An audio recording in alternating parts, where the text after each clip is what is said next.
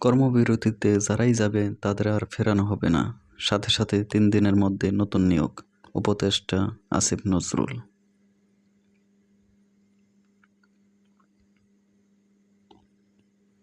সব সরকারি কর্মচারীদের সম্পদের হিসাব দিতে হবে, জনপ্রশাসন মন্ত্রণালয়। সুনামগঞ্জের তাহিরপুর উপজেলার সীমান্ত দিয়ে ভারতে পাচারকালে ৪৬ কেজি ইলিশ মাছ জব্দ করেছে বিজিবি।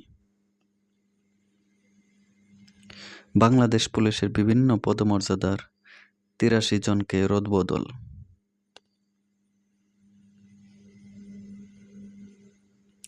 চিকিৎসকদের শাটডাউন ঘোষণা সারা দেশে।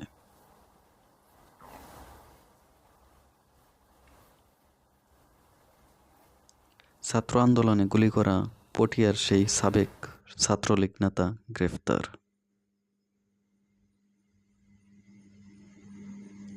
গুজরাটের উপকূলের দিকে ধেয়ে আসছে ঘূর্ণিঝড় আসনা।